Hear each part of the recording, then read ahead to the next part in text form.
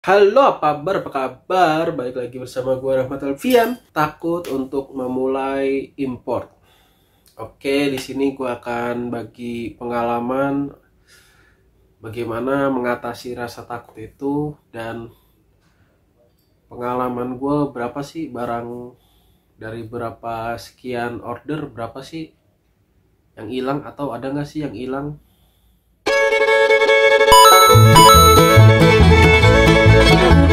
Oke, rasa takut akan ditipu itu juga gue pernah rasain, terlebih di awal-awal ingin coba. Nah, di sini gue sebenarnya coba di harga yang lumayan, langsung gue coba beli, terus gue tanya-tanya sampai detail, terus dia ngejelasin. Itu pertama kali gue pakai itu pakai jasa. Jadi kalau misalkan kemarin di video kemarin itu gue ngejelasin jasa forwarder sama jasa transfer. Nah, ini tuh jasa kayak calo pembeliannya, jadi dia ngurus segalanya. Gue tinggal ngasih data, nama, dan nanti dikabarin nomor kode markingnya juga dia yang buat. Nanti gue dikabarin pas nyampe di Indonesia, akan dikabarin mau diantar pakai ekspedisi apa gitu.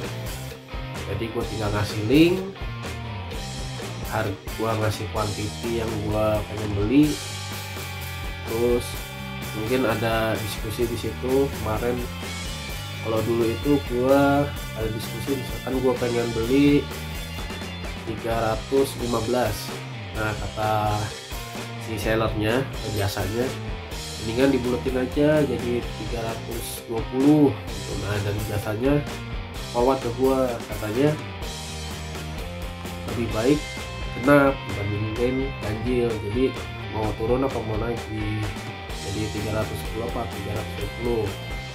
Nah, komunikasi seperti itu yang jasa sampein ke gua.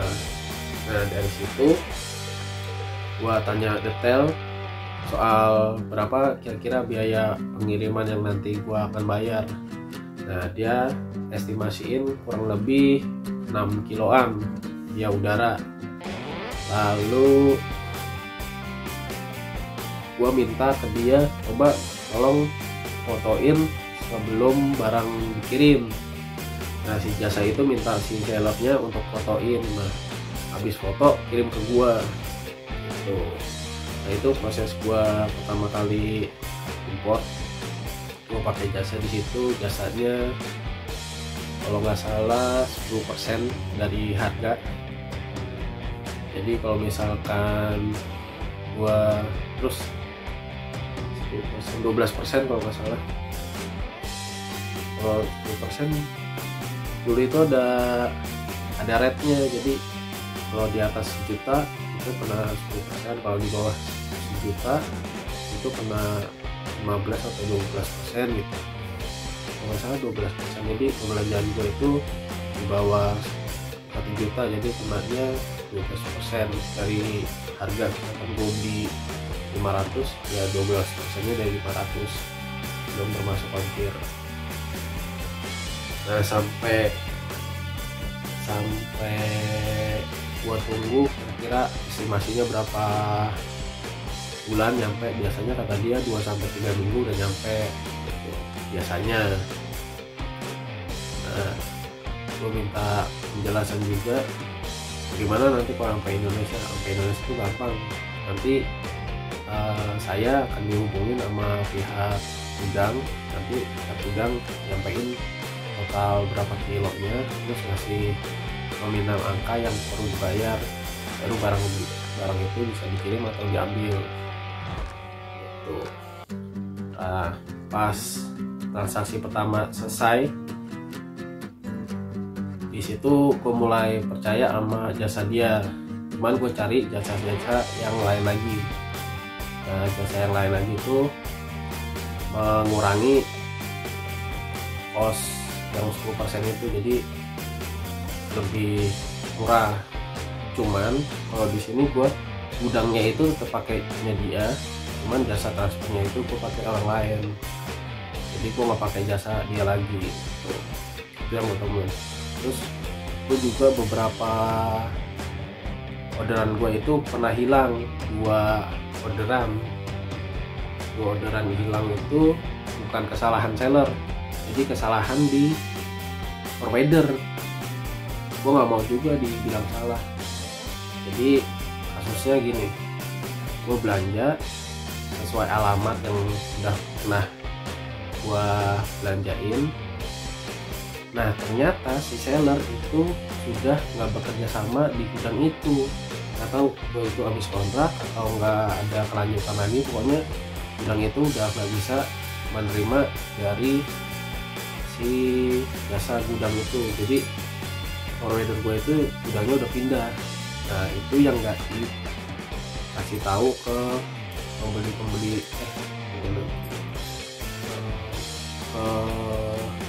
apa ya, pelanggannya lah. Nah itu gue nggak dapat info itu, gue pakai alamat yang sama, mentah lagi.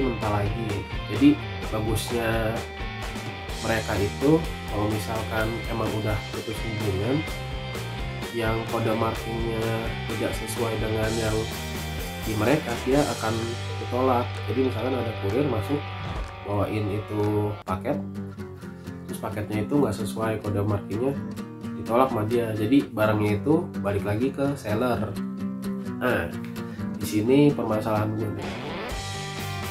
Berarti ada dua seller yang harus gue komunikasiin. Gue tanya kenapa sampai berbulan-bulan belum nyampe, sedangkan pembayaran itu udah mereka terima. Nah itu gue jeleknya di situ juga tuh, karena gue nggak ngecek, nggak tahu kondisi webnya lah. Pokoknya dia udah terima uangnya, barang gue belum nyampe dua-duanya. Seller kedua ya. Oke, seller pertama gue komunikasiin pakai bahasa Cina. Pokoknya intinya gue menanyakan paket dengan nomor order ini apakah benar kirim gitu. Terus dia jawab oke, nanti dicek dulu. Nah setelah dicek ternyata emang paket gue itu balik lagi ke dia. Nah, terus dikasih tahu gue kenapa setiap ngirim itu selalu tolak. Nah dari situlah gue hubungin provider, gue tanya kenapa gudang nggak terima ya. Terus dia ngejelasin, oh iya bro, sorry gudang kita udah pindah, yang baru tuh yang ini gitu. Nah disitulah permasalahan gue dimulai. Gudangnya udah pindah, jadi pengiriman itu balik lagi ke seller. Nah jadi gue ada lagi permasalahan ke seller. Jadi dia nggak mungkin kan ngirim lagi dengan biaya ongkos kirim. Nah solusi gue di seller itu, gue belanja lagi, nominalnya nggak sama, cuman gue tambahin, terus gue minta tolong dikirimkan lagi ke alamat yang terbaru gitu. Gue janji nanti akan ada order lagi kalau setelah barang itu nyampe. Oke deal, gue tambahin orderan, kirim ke gudang baru, alamat baru, nyampe, selesai. Nah seller yang kedua nih, seller pertama kan barangnya balik lagi ya, komunikasinya sedikit ribet, cuman dianya tuh ngerti. Nah seller kedua ini gue komunikasinya susah, mungkin karena nominalnya kecil. Dulu itu yang gue beli itu tempered glass HTC U11 Ultra kalau nggak salah. Jadi gue beli casing sama tempered glass, jadi gue pengen bundle gitu, tempered glass plus casing gitu. Nah cuman karena komunikasinya susah, gue tanya ada paket nggak yang balik dari pengiriman yang gagal, jawabnya apa gitu, gue nggak ngerti. Nah disitulah gue mengikhlaskan barang gue itu, karena mungkin di dia tuh udah ribet nyarinya atau nggak mau ngurusnya karena kecil, nominalnya nggak terlalu besar, jadi nggak ngerti juga. Nah itu sih pengalaman yang gak enak guanya, karena gudangnya itu pindah tanpa konfirmasi, jadi 2 paket gua bermasalah dan 1 hilang. Yang satunya itu gua bisa komunikasiin, terus tambah orderan selesai, yang gudang baru. Yang satu lagi itu komunikasinya susah, sellernya nggak mau ngecariin lagi. Ya udah putus asa, ya udah gue nggak lanjutin cari lagi, berarti paket itu hilang. Dari sekian banyak kasus sih itu yang terparah. Ada kasus lagi, biasanya si forwarder infoin kalau libur, atau kalau lagi ada kasus misalkan lockdown gitu, dia ngasih info kalau misalkan tanggal sekian barang nggak bisa masuk gudang, jadi tolong jangan ada pengiriman di tanggal segitu gitu. Atau di hari libur, itu biasanya diinfoin karena ada acara tahun apa gitu, mereka libur sampai tanggal sekian, jangan ada pengiriman dulu ke gudang. Nah, biasanya provider infoin seperti itu. Masalahnya itu adalah satu, waktu gua bayangin ternyata gudangnya itu sudah tidak kerjasama dengan provider, dan provider tidak infoin ke pelanggan-pelanggannya. Jadi barang-barang gua itu nyangkut atau balik lagi ke seller, dan seller mereka kan bingung, ini harus gua apain nih. Kalau emang baik pasti dikirim lagi, kata seller yang pertama itu dia pernah kirim 2 kali, habis balik terus dikirim lagi, cuman balik lagi. Berarti kan sellernya baik kan, cuman gudangnya aja yang salah. Oke, itu aja cerita atau sharing dari gua, pengalaman gua pribadi sama ketakutan atau kecemasan pertama kali waktu mulai juga. Jadi kalian mungkin ketakutannya sama, rasa takut rugi atau takut ketipunya sama, dan itu gue jalanin, dan beberapa pengalaman gue infoin kalau misalkan si provider itu bekerja sama dengan gudang di sana itu pun ada temponya, atau mungkin ada ya permasalahan atau apa gitu, jadi provider itu bisa pindah-pindah gudang juga. Terus ada seller yang baik, ada seller yang susah kita komunikasiin, itu sih biasa. Oke, buat kalian yang ingin mulai, ya coba aja, kecil aja. Gue pernah pakai jasa, bilang gue tanya, bang kalau beli 100.000 rupiah aja boleh nggak? Kata dia, kenapa enggak, nggak apa-apa kok, beli 120.000 juga beli nggak apa-apa, yang penting ongkos kirimnya udah tahu bahwa akan dihitung segitu. Oke, semoga kalian kerahkan pikirannya dan coba untuk usaha Anda sendiri.